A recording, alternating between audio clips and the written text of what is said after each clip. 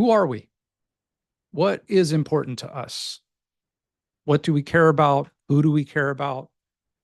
Who do we consider to be worthy of safety, love, care, dignity, happiness, security? And who do we not consider to be worthy of those things? Who do we discard? Why do we discard them? Who do we consider that collateral damage? Yeah, no big deal. And why? Hello, everyone. Welcome to Conversations for the People with Matthew Solomon. I'm Matthew Solomon. John Powell of the Othering and Belonging Institute states that the problem of the 21st century is othering. In Reimagining Safety, Nikki Black talks about the need for us to look at the ways that we other people, that we consider people separate from us based on their identities as not being worthy of safety and love and respect. Dr. L. Jones in Reimagining Safety talks about how there are people that are not considered to be members of society based on certain identifiers, race, gender, sexual orientation, their status, class, immigration status, things like that, health, ability, disability, all of that, right? We all have identifiers. There are outtakes from the film, things that were really great that didn't make it in the film for time constraints and for being able to tell a concise story and all of that. And Nikki Black, who is a sociologist from Inglewood, talks about kyriarchy. And kyriarchy encompasses all of the identifiers that that lead to either being part of uh, the privileged class or the oppressed class, and that within all of us there are varying identifiers, and so that moves us on the scale of how privileged we are or how oppressed we are, how underserved, how discarded we might be. And so one of the things that growing up has fueled me is at an early age, really young, like like 4, 5, 6 years old, uh I took on my Jewish identity as something very important and something to be very responsible with, right? What I was taught, and we'll get into this later, but the teachings that we're the chosen people. To me, as a young child, meant we had responsibility. Yes, special maybe, but we have a responsibility. And my grandparents were Holocaust survivors and lost most of their family. They each had 11 and 12 brothers and sisters. Most of them were killed by the Nazis. Um, and my grandparents were able to escape, as were some of their cousins and brothers, a couple brothers and sisters. They escaped. Some went to Israel, some came here. Um, and growing up, again, very young, recognizing, or the way that I understood the Holocaust was the Jewish people were seen as different. And so we were persecuted and murdered. And there was, the Holocaust, the genocide that took place because we were different. So at a young age, I was very aware of not only the differences, but really passionate about how do we have people feel like they belong, that they're included, that there's nothing wrong with them. And then as I got older and started doing personal development work and on my own journey and introspection, and got to a place where I worked at a music store in my when I was like 19, 20, 21. And there was another guy who worked there. He was a little bit older than me, but he was born again Christian. And so we would have these conversations because he actually became a reverend, I believe, later on. But we would have these conversations about uh, religion and who was right. Because he would be like, well, yes, you're Jewish and you're the chosen people, but you haven't accepted Jesus. So you'll go to heaven, but you won't be in as high a place in heaven. And I was like, yeah, but we're the chosen people. So how can you say, we don't believe that Jesus was the Messiah. And so we were having this debate. And for the first time, I really had the language to put with him and other people of other religions that we all think we're right. We all think the other group or the other person is wrong. There's got to be an actual truth. So I'm going to go find that. And it didn't take me very long to realize that, the construct of religion, the construct of countries and things like that, like are it's all made up. It's like sports teams designed to put us against them, where we think we're the good guys and they think they're the bad guys. And then you get into uh 9/11, jumping ahead, so I was uh in my 20s. I'm not going to do the math right now. Late 20s when 9/11 happened, and I knew the second that the towers fell that we were going to go to war with somebody. And sure enough, we did. And it was with Iraq at first, who had nothing to do with 9/11. It was under the pretense that they had these weapons of mass destruction, which never showed up. Um, the CIA agent who said there are no weapons of mass destruction got outed and doxxed and all of those things. And then this process and cycle continued. And, connecting it with policing, racism.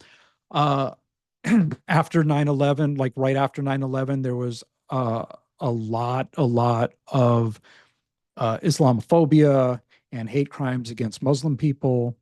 And so the othering, right? And then somewhere along the way, because I mentioned being Jewish earlier, um, the story that we were taught inside of Zionist teachings that everybody hates us, everybody wants to kill us, with stories of us being ethnically cleansed out of different areas and regions, and the Holocaust, which actually happened, and my experience with anti-Semitism that actually happened.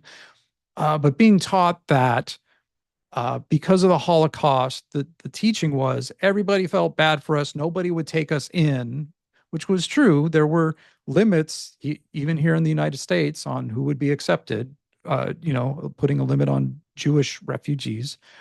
So that the world gave us this tiny strip of sand in the middle of the desert that was our homeland, that we would return to our homeland.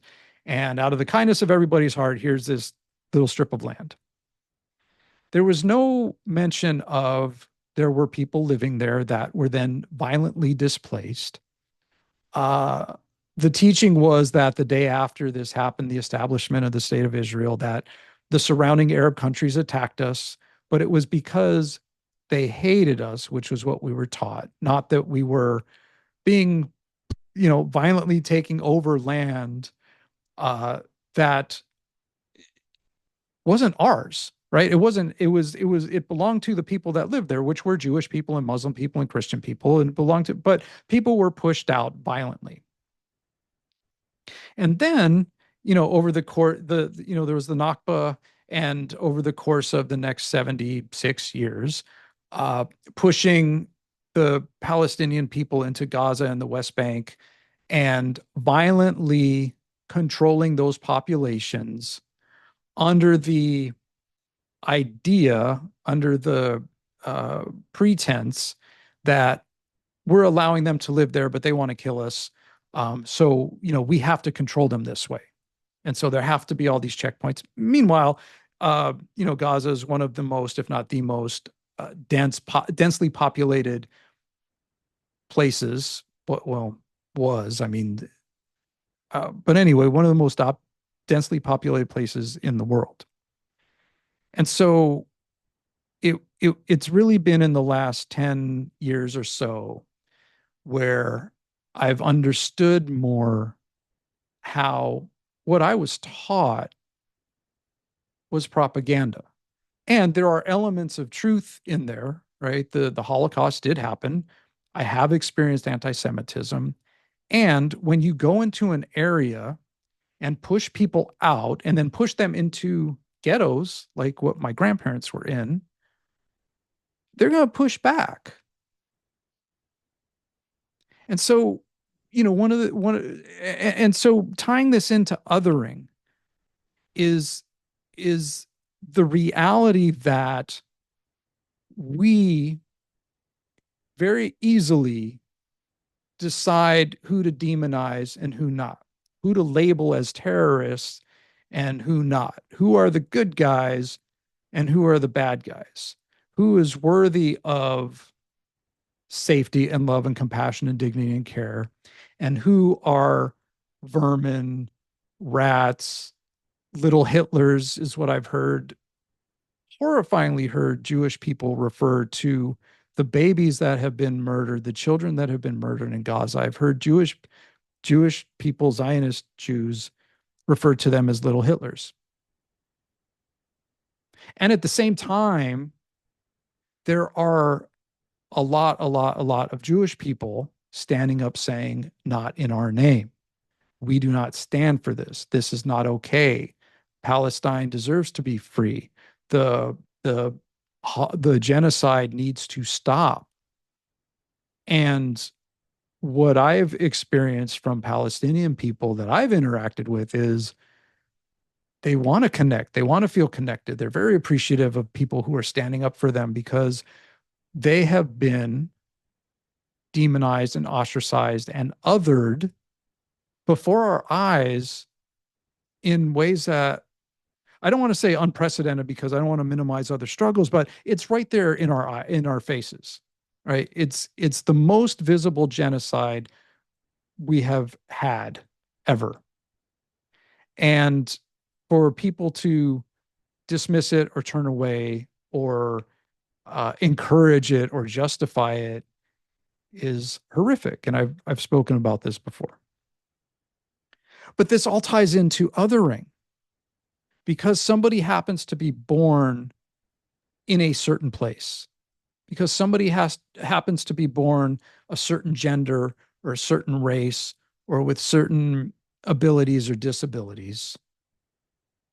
We have been socialized to judge them as being somewhere on the worthiness unworthiness scale, on the human inhuman scale is is what we're really talking about. And so, I had a, well, now a former friend, but a longtime friend that I've known since childhood who had messaged me about a post about the pagers and electronics exploding in Lebanon, which if that was anybody but Israel or the United States, uh, people would be screaming that's terrorism. And yet the powers that be, the mainstream media, all of that, they're not saying that. They're not saying these were terrorist acts. In fact, I've seen people cheering on that, oh, these were targeted attacks. But if it was anybody else, especially in the Middle East, they would be called terrorists for doing that. And so there was a post that I shared where a woman was talking about how she's afraid to use her baby monitor for fear that that might have explosives in it and blow up. And she said, if it was anybody other than Israel, and she had Israel in quotes, they would be screaming that that was terrorism. And so this friend of mine that I grew up with made a comment to me that because I shared a post with Israel in quotes, that I obviously didn't believe that the state of Israel should exist. And this is coming up on a year after, uh, after October 7th, and the official numbers 40,000 murdered. The Lancet has the most realistic number as over 180,000, not talking, incorporating not just people who have been directly murdered from bombs, but, there's also uh, famine and sickness and other things. And the fact that they can't count everybody because bodies have literally evaporated. We've dropped more bombs in the last year.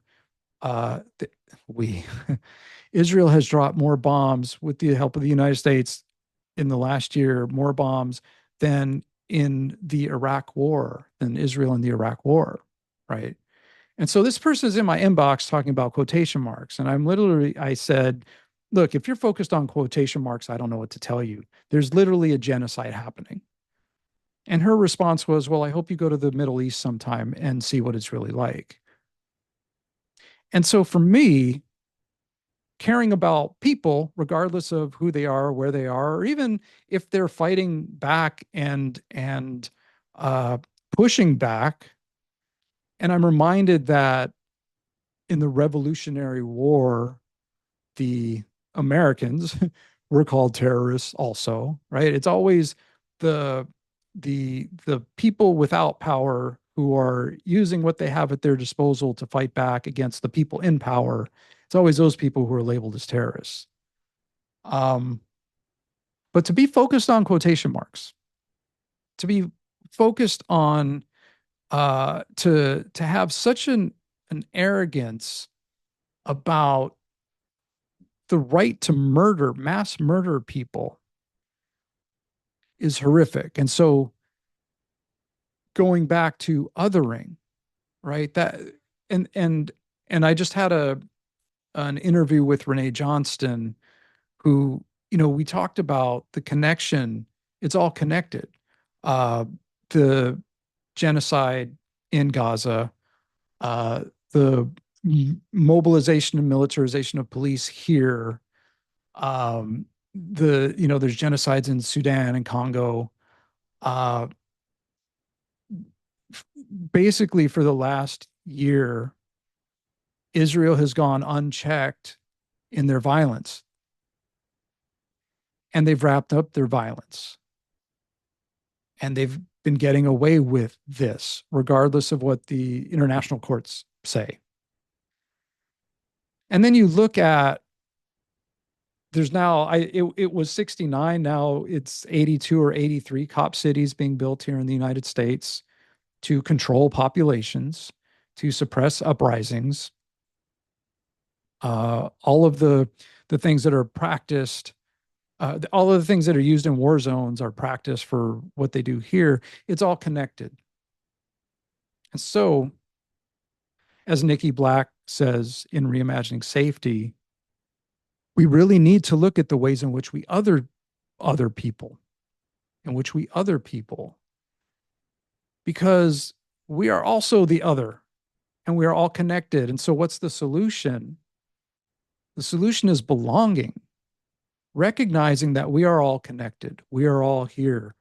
In Adrienne Marie's book, Loving Corrections, which is amazing, the first sentence in the book is, we need each other. And we need each other. Community, connection, coalitions are how we really survive and take care of one another and have our needs met.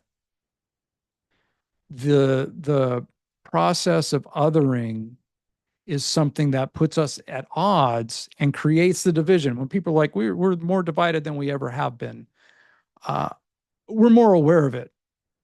I think we're more uh, volatile, perhaps. And I'm speaking as a white person, so um, a lot of us are experiencing that.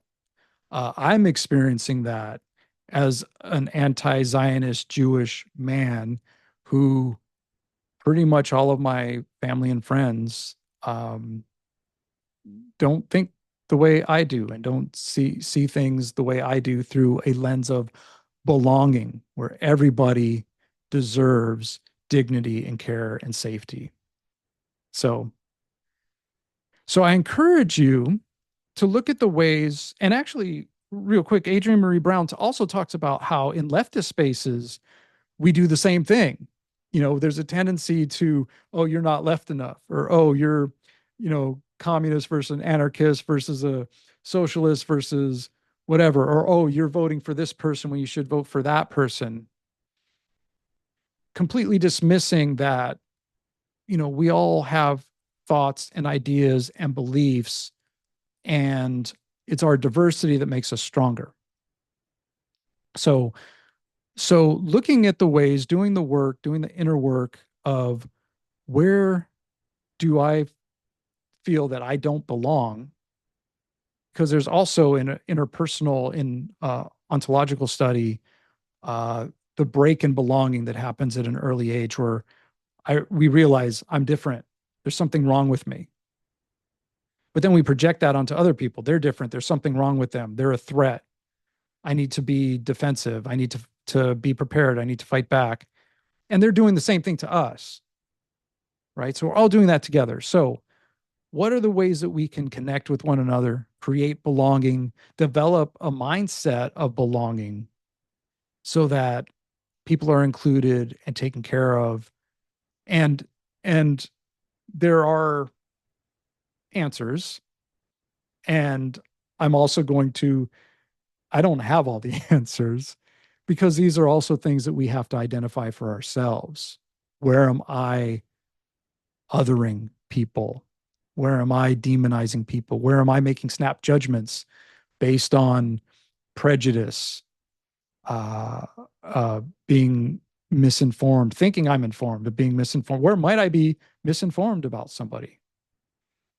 I had a very unique experience of growing up, going to very integrated, diverse schools.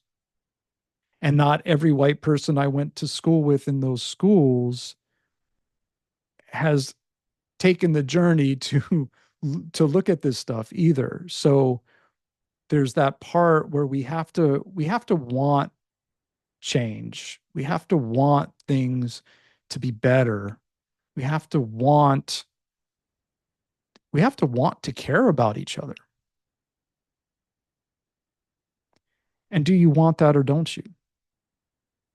When we say we the people, is it everybody? When we say all power to the people, is it all people? Or are there still places where even in our groups where we're promoting and fighting for equity and for our own belonging, are there still places in our organizations, in our minds, and in our hearts where we're still saying they're not part of this? Thank you for listening. If you enjoyed what you're hearing, share, like, subscribe. Be sure and check out Reimagining Safety, the movie, reimaginingsafetymovie.com. And we'll catch you next time. Until next time, all power to the people.